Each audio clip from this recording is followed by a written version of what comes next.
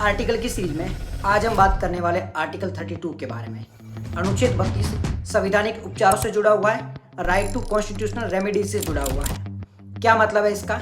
इसका मतलब है कि अगर कोई व्यक्ति या सरकार आपके फंडामेंटल राइट यानी कि मूल अधिकारों का उल्लंघन करती है, मौलिक अधिकारों का उल्लंघन करती है, तो आप आर्टिकल 32 के तहत डायरेक्ट सुप्रीम कोर्ट में जा सकते हो। ऐसे दो आर्टिकल हैं, एक है आर्टिकल 32, एक है आर्टिकल 226। आर्टिकल 32 के तहत अगर आपके मूल अधिकारों का उल्लंघन होता है तो आप डायरेक्ट सुप्रीम कोर्ट में जा सकते हो। वैसे ही दूसरा आर्टिकल देखने को मिलता है आर्टिकल 226। अब आर्टिकल 226 है वो एक फंडामेंटल राइट नहीं है, वो एक लीगल राइट है। यानी कि अगर आपके फंडामेंटल राइट का उल्लंघन होता है तो आर्टिकल 226 के तहत आप हाई कोर्ट में जा सकते हो, सुप्रीम कोर्ट में नहीं।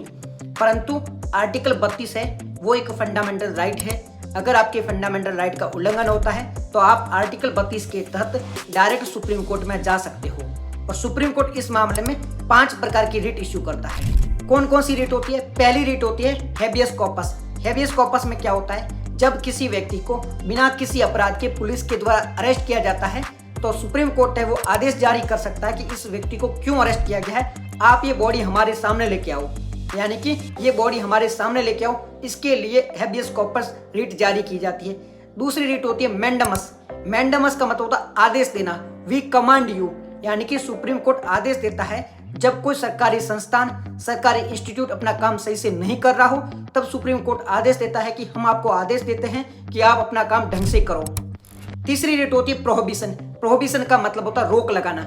जब कोई निचली अदालत अपने अधिकार क्षेत्र से बाहर जाके कोई काम करती है तो वहां पर प्रोहिबिशन रिट इश्यू की जाती है। चौथी रिट होती है सरसरी। इसका मतलब है कोई निचली अदालत गलत आदेश दे देती है। मान लो कोई निचली अदालत है, वो कोई गलत आदेश देती है तो सुप्रीम कोर्ट या हाई कोर्ट उससे कह सकती है कि आप अपना रिकॉर्ड हमारे पास भेजो और उसके आदेश पर रोक लगाई जा सकती है। ये होती है चौथी रिट। पांचवी रिट होती है क्यो वारंटो।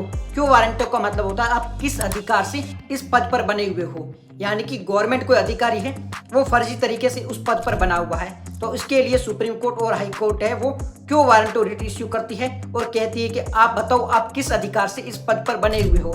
इस प्रकार से सुप्रीम कोर्ट 5 प्रकार की रिट इश्यू कर सकती है आर्टिकल 32 के तहत।